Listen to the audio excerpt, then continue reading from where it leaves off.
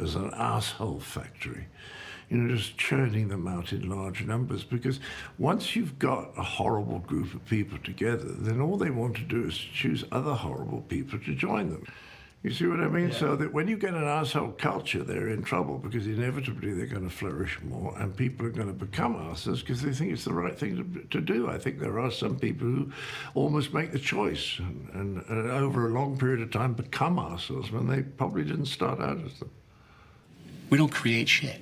We don't build anything. No. He thinks he's getting shit rich, which he is, on paper. Mm-hmm. But you and me, the brokers, right, we're taking home cold, hard cash via commission, motherfucker. Right. It is completely legitimate and normal and not a sign of weakness to really worry and care about those amongst us who are less fortunate and who need help. And if you remove that kind of notion from the collective consciousness, then you would encourage people to adopt this other extreme where, you know what, I'm only going to care about myself. And frequently the rationalization that comes with it is that, well, that's because, you know, I'm owed more than anybody else, or at the very least, I don't care what other people get in the bargain. It's their own problem.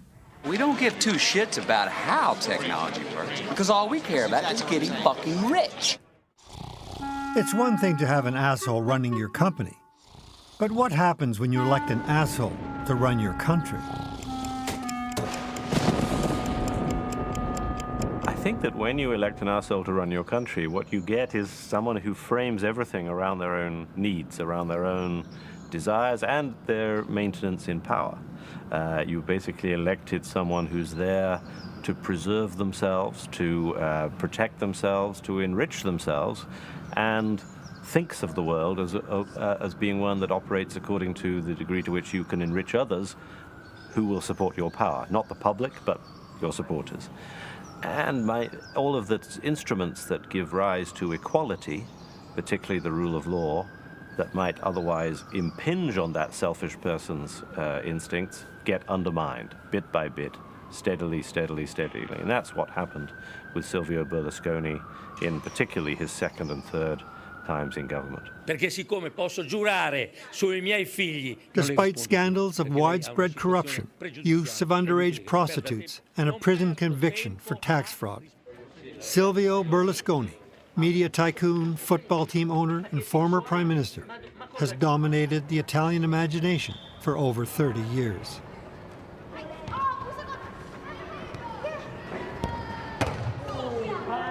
Would Berlusconi be a good example of an asshole?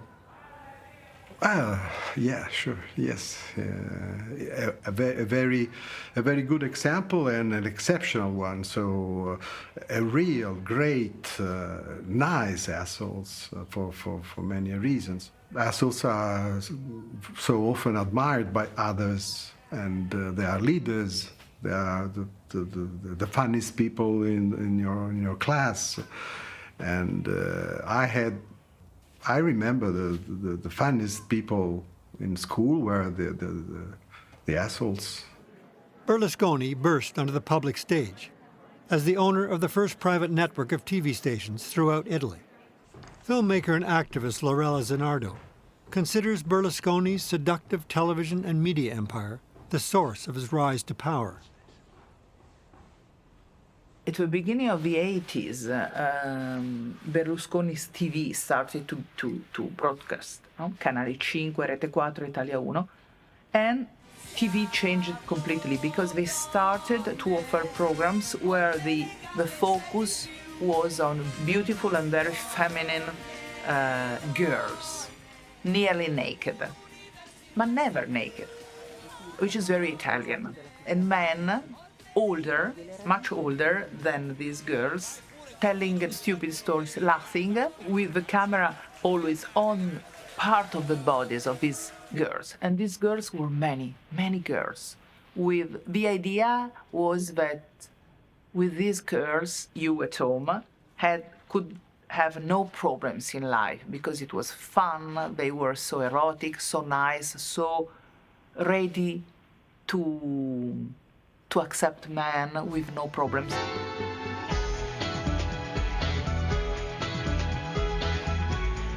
statistics say that Italians have 2 to 3 TV sets in every house in the northern part. And in the southern part, they have an average of 3 to 4 TV sets in every apartment. So these programs were entering not every house, every room. So it was quite powerful. And that period, we didn't have computer or smartphone, internet. So every room had this TV set with Berlusconi entering and telling the storytelling of this wonderful world made of wonderful, nice girls ready to love Italian men. 9 years ago, we had the horrible scandal of Berlusconi and his dinner party with girls and Ruby, and everybody was saying, oh, it's horrible. Why it's horrible? It's exactly what we watch every day since 30 years. Like a Fellini dream, huh? Italy is immensely open to assholery. There is a desire for a protective figure. There's a desire for what the Italians call a barone, the person in charge, the person who decides everything, a godfather, a head of the family. There's a desire for a figure who will, you know, find you a job, keep you in a job, make things okay, make it so that you don't have to worry. And Berlusconi has very ably presented himself as that, and I'm sure he actually feels the emotions of the person in that role. I think Berlusconi was the original populist, at least in a European context. He got to power and built up his support by essentially promising to feed the inner selfishness of all sorts of groups in Italian society, showing his own entrepreneurial business success, his wealth, his girlfriends, his parties, and so forth as proof of what you can achieve if only you let your selfishness fly free. So he promised all sorts of goodies to those people who supported him, and under that cover, having put himself in power, managed to enrich himself. We will remember this horrible period of life not for the bad people, but people who are considered good, but they were silent. So, Berlusconi is an asshole? Yes. We too. It's a country of assholes. Nostalgia for the past seems to be the script populist leaders like Berlusconi follow. Setting back the clock, ignoring shifting social values, selling asshole behavior as the triumphant way forward. But we don't all act like sheep. For example, Vladimir Luxuria. I remember when I was at school once, the teacher asked me, do you like men or do you prefer women? And since I was sincere, I said, I like men. And he said, come here. And I went next to him in front of all the other students, and he had a stick, and he beat the stick on my hand as a punishment so that anyone could see. Now it would be considered illegal, but when I was a child, it was considered so normal, so normal. To be a man, at least in the time in which I was educated, was to show that you are not a woman, to show that you're not a girl. Don't be a girl. Don't be girlish. In sport, in whatever. No? Also, don't cry. You're not a girl. I was elected in the Italian parliament in 2006 until 2008. I remember Berlusconi. He was closing all his reunions, you know, in the squares, saying this as the last words. Do you want that in Italy people like Vladimir Luxuria would be elected into parliament? And all his fans were shouting, no! But I was elected. Well into Berlusconi's regime, The Economist magazine decided to challenge his outrageous governance. Bill Emmett was the chief editor at the time. Yes, it was worth that attention because of the potential of the same behavior moving into other countries, into France, into Britain, into the United States, into all over the Western world. So it became a kind of case study in what could happen in a new mediatic world where assholedom could be amplified, and sadly we have seen it spread into other countries.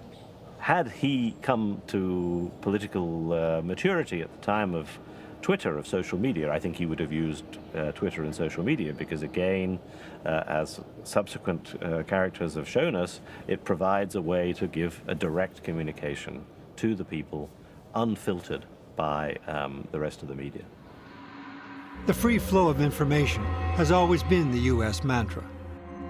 It's given American tech companies an unregulated freedom to profit from addictive software, abuse of our privacy, and corporate monopolies with unprecedented power. Silicon Valley is really interesting. It's breeding a, so to speak, new variety of asshole. People who believe that in virtue of having accumulated enormous amounts of money, or in virtue of being on the cusp of accumulating enormous amounts of money, they're entitled to ignore the ordinary sanctions that attach to behaving in certain ways. We're all here because we are optimistic about the future. We have real challenges to address, but we have to keep that sense of optimism too.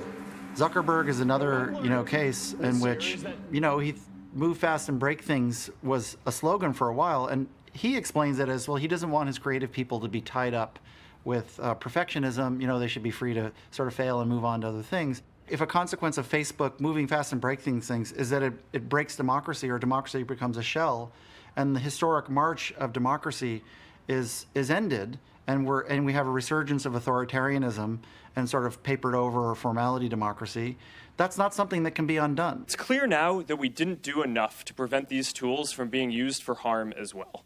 And that goes for fake news, for foreign interference in elections and hate speech, as well as developers and data privacy. Each apology seems very sincere. Right? He really means it. I mean, he knows how to apologize. That's not something assholes usually know how to do, right? But, it's the same really good apology over and over again without, sort of the action you would think if the previous ones really were sincere. We didn't take a broad enough view of our responsibility, and that was a big mistake. And it was my mistake, and I'm sorry. If things really do go for the work as bad as they can go now for the U.S.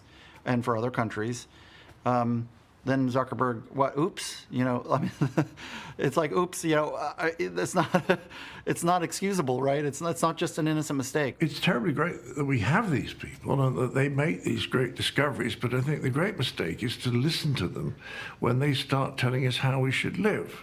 And let's be honest, if you give a 24-year-old $10 million, $20 million, $50 million, $100 million in funding, do you really expect them to have good behavior all the time? Do you not expect to change who and what they are and how they approach things? You've just given somebody who's really done nothing in their life, like their entire life they've done nothing, now they have $100 million. That's just going to enable bad behavior. I think that the effect of the platforms, Twitter, Facebook, and other social media platforms on us is to basically give vent to the worst aspects of our nature. It gives us a platform to be bigoted. It gives us a platform to be prejudiced. It gives us a platform to sound off on people. It gives us a platform to abuse people. The New Yorker had a cartoon in the 90s, you may remember. It was two dogs at a computer. And it said, on the internet, no one knows you're a dog. So it is so appropriate to today. And I do think that the ability to launch an attack, an anonymous attack against people has kind of like really lowered the expectations of behavior. It's almost impossible to stop terrible behavior online because as soon as you block a troll, right, another one springs up.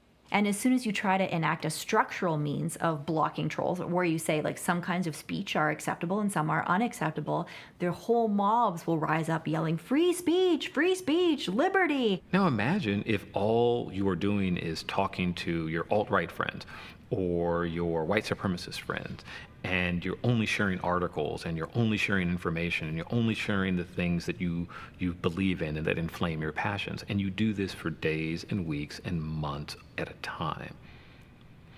You're going to feel very emboldened. We talk about the radicalization. It's like, how is this person radicalized? I mean, it's not just Islam where people get radicalized, right? It's white supremacists get radicalized. It's, anti-abortion people get become radicalized. Radicalized? Yeah, radicalized. Even, Black Lives Matter people get radicalized. They all do if they stay in that echo chamber. Like I said, I have a lot of followers, and I kind of live my life by, if you don't have anything to benefit me, then I most likely won't talk to you. I have a lot of people reach out to me to either like be my friend or like work with me and stuff. And I always look at their following or just who they're surrounded with.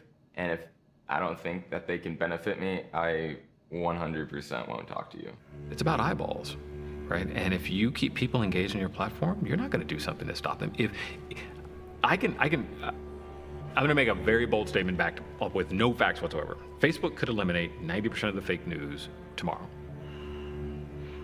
It would hit their revenue in such a way that it would send their stock price crashing. What do you do? That's the dilemma. The same thing with Twitter, same thing with Google.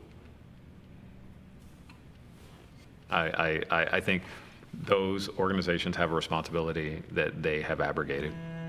Silicon Valley's freedom to break things without regard to its social impact may come to an end. When Washington calls on CEOs like Zuckerberg to face inquiries, it's clear they are concerned. Google's CEO, on the other hand, refused to attend his government's inquiry, sending lawyers instead.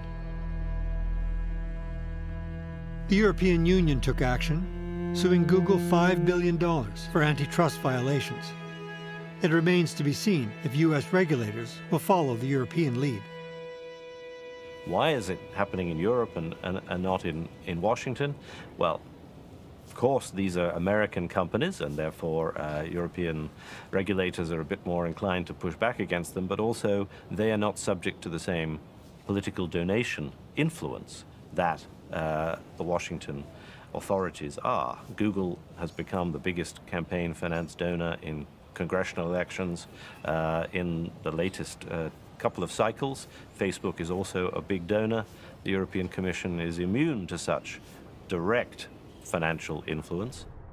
Regulating this corporate entitlement with Silicon Valley or Wall Street companies is a challenge. Here at Baird, a multinational wealth management and equity firm with client investments of $77 billion, their philosophy is carved into the woodwork. Trust, teamwork, respect, and a no-asshole rule. Literally the day I got here, I put into place the no-asshole theory. One, we're not going to hire or tolerate anybody who puts himself ahead of the firm or the clients. And we're going to only do business with people who are high integrity. It was controversial. There was some conservatives in the firm who were like, oh my gosh, you can't say that out loud. And then there was others that you could tell just loved it. It is what it is, and we talk about it openly, and some people will temper it to the no jerk rule, but a lot of people have gotten used to just saying the no asshole rule. When we interview people, we ask our receptionist who meets them all what they thought of that person as they were waiting for 5 minutes. And we'll hear the stories of, wow, they were rude, they were condescending, and we have said no to people. Yeah, I can't tell you the number of conversations I've said, you're right, Joe, you're really special. You're so special, you need to work someplace else. And you mean that. And when you do, people cheer you because the greater good prevails. And it's a winning strategy for us. The strategy is working so well, they are number 4 on Fortune's 100 best companies to work for, and the top financial firm on the list. The firms that are in the top 100 are a great place to work. outperform their peers 2.5 to 3 to 1 in terms of returns. Here at Baird, 2 out of 3 people are shareholders. So what we say to people is, it's your firm. Behave accordingly. Protect your firm. It is a very powerful message. You're an owner. Protect your franchise. And you make people accountable. So what if you buy 50,000 shares of the thing and never look back? It's that long-term orientation that is that's missing from most of Wall Street. It's really pretty simple, but it takes a lot of discipline and a lot of focus, because they're like, wow, just this one time, right? Like, no, you can't do that. Because if you do, then people won't trust you. After grasping the destructive impact of asshole behavior and the courage it takes to push back, I asked Aaron if he felt anything had changed since he wrote his book.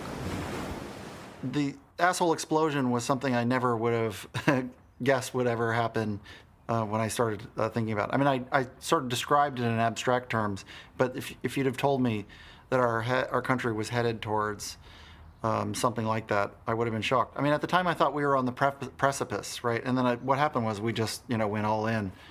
And now it's really sort of, our fate's, unclear. Are you worried? Are you Yeah, worried? yeah, I'm worried, yeah. I am worried.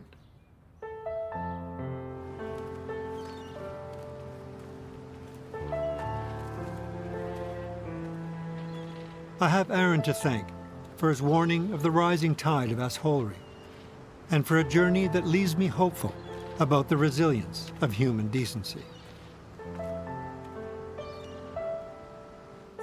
If you walk and you see somebody being asshole with someone, with a woman, with a girl, with a dog, with a gay, with a transgender, with an old people, with a foreigner, whoever, and you decide, you pretend you haven't seen, then you are the same asshole like him. If you decide to react, then you are doing something really big. Like a little stone, in a pool of indifference. Little ring that go wider and wider and wider, can reach longer distances.